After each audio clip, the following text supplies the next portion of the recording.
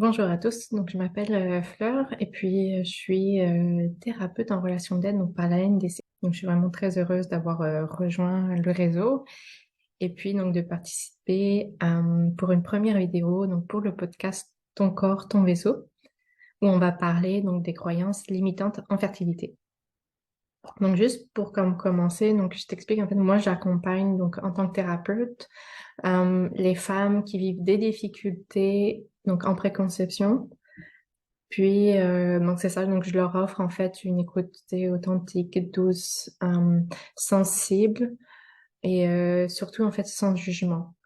Donc c'est vraiment dans le but de comme les guider vers le chemin de la parentalité souhaitée, puis aussi où bah, ça serait de retrouver en fait de la joie, de la confiance, puis de l'apaisement en fait de la légèreté dans ce voyage de la préconception. Donc si tu écoutes en fait en ce moment cette vidéo, c'est que très certainement ton désir d'être mère, il est important. Mais aussi, il est peut-être difficile. Donc, tu sais, si c'est le cas, bah, sache que je suis très sensible à ce que tu peux vivre en ce moment. Puis sache mais que t'es pas seule en fait là-dedans. Donc, ça pour bah, tu sais, les croyances limitantes en fertilité.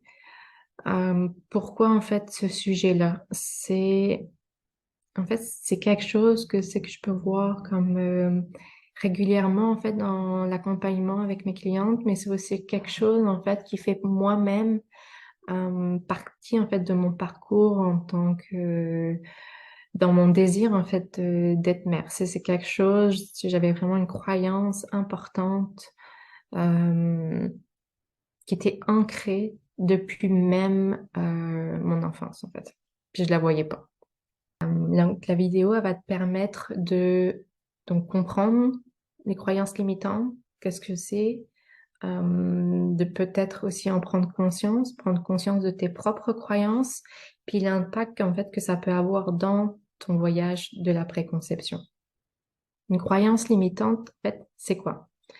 Donc une croyance limitante, c'est vraiment comme une conviction, une pensée mais profondément ancrée, en fait, qui va comme restreindre ta perspective, en fait, qui va limiter tes objectifs, tes actions.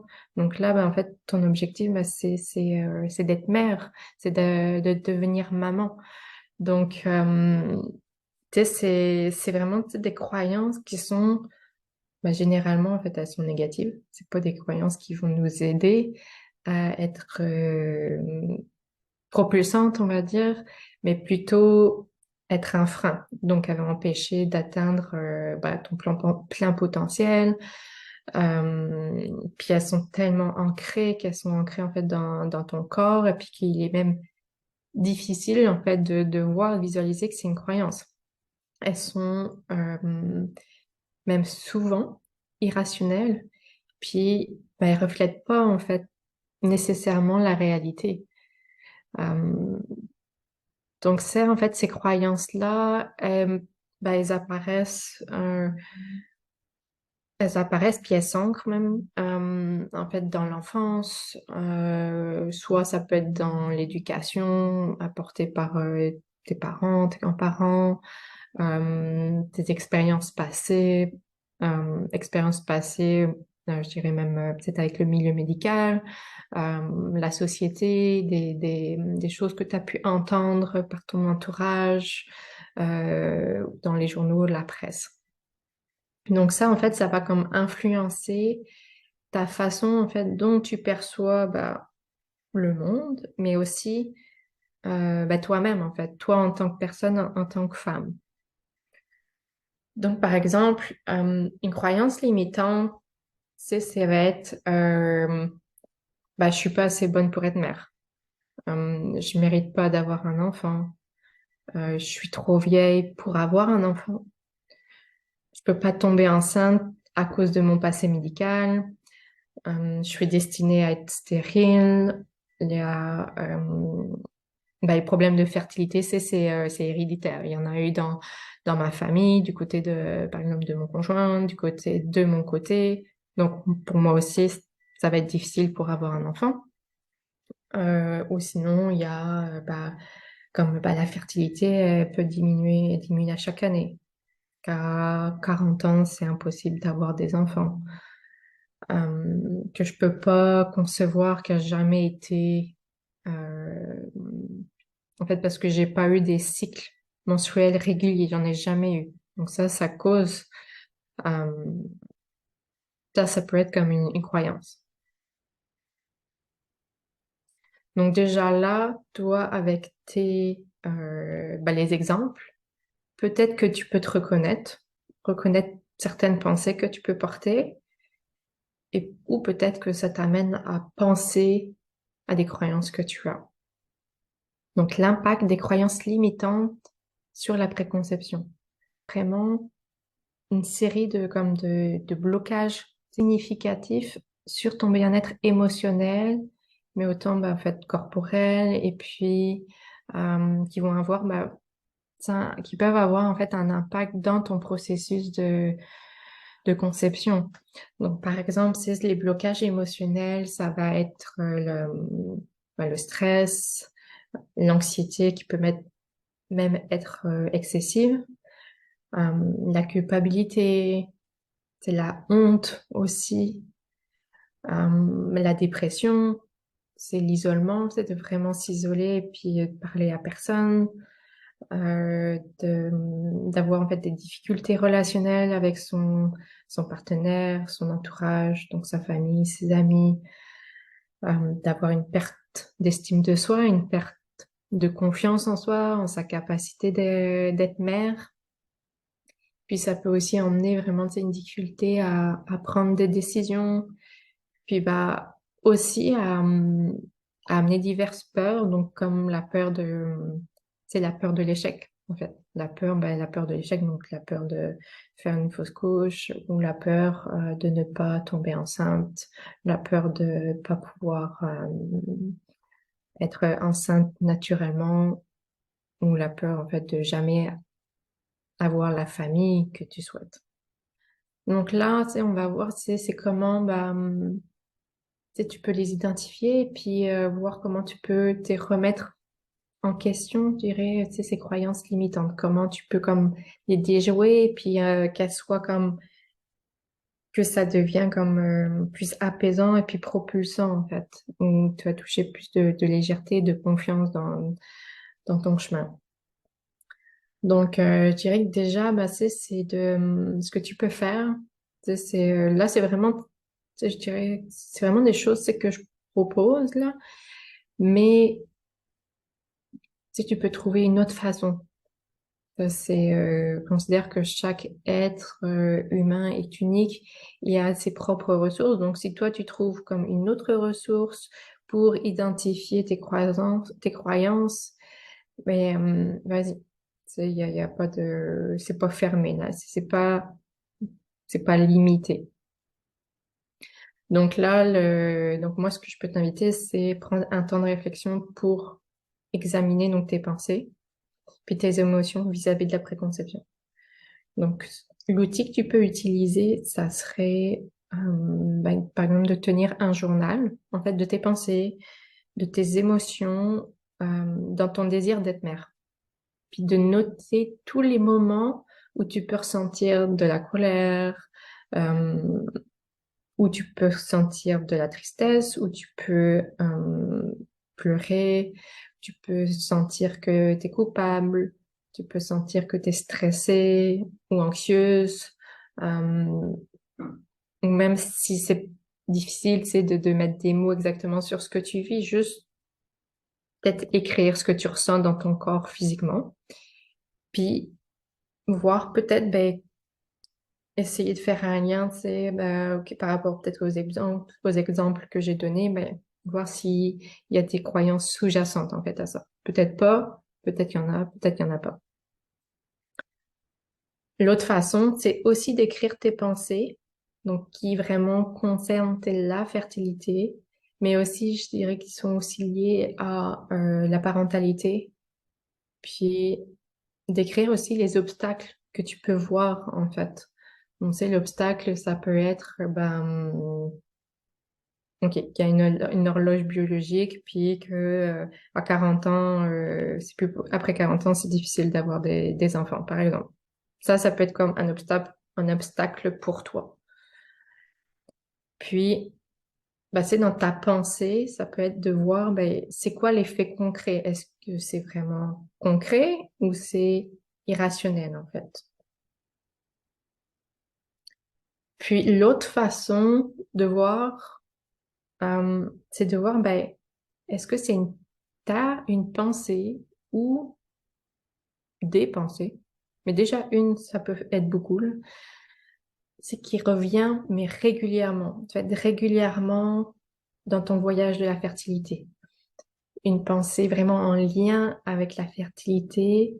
Donc, tu sais, comme je nommerais, là, c'est comme tantôt, là, j'avais pris comme exemple bah, que c'était lié à l'héréditaire. Donc là, l'exemple, ça serait ben, ma mère et ma sœur ont eu plusieurs fausses couches. Donc, cela va être difficile pour moi d'avoir aussi un enfant. Donc là, c'est quoi ta pensée avec ça? Est-ce que c'est concret ou est-ce que c'est irrationnel en fait? Puis face à cette préoccupation, en fait, tu peux en parler ben, avec ton partenaire, tu peux en parler avec un ami de confiance, tu peux en parler avec un professionnel de la santé mentale aussi qui peut t'aider à identifier tes croyances limitantes. Mais ce que je nommerais aussi, c'est vraiment écouter toi, puis voir, c'est la ressource qui te fait du bien aussi.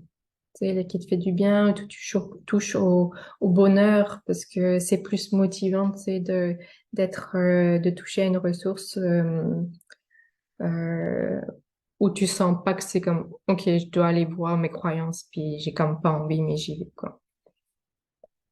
Donc juste, c'est ça, trouver vraiment ta ressource qui te convient, puis voir, tu sais, ce qu'il en découle. C'est déjà en parler avec une amie, ton partenaire, c'est déjà ça peut faire beaucoup en fait pour voir c'est quoi ta pensée, et puis est-ce qu'elle est vraiment limitante, est-ce qu'elle est mis un blocage dans ton dans ton chemin en fait pour être mère. Donc, en identifiant en fait la croyance ou donc les croyances limitantes, ça va vraiment te permettre de te remettre en question puis de les surmonter. Tu sais, en travaillant sur tes croyances, ça va pouvoir améliorer ton bien-être émotionnel puis atteindre plus de joie, de confiance, de légèreté en fait dans ce voyage-là. Mais aussi ce que je veux nommer en fait, ce qui est important, c'est que oui, tu as ta croyance et tu vas en prendre conscience, mais c'est aussi c'est de voir ta croyance et qu'est-ce qu'elle fait vivre aussi émotionnellement, parce que sans mettre de mots ou de pas ressentir, en fait, de te couper de ton cœur, mais c'est un bout que tu auras comme mis de côté, mais finalement, ta croyance, elle sera, oui, peut-être plus apaisante, mais pas 100% apaisée.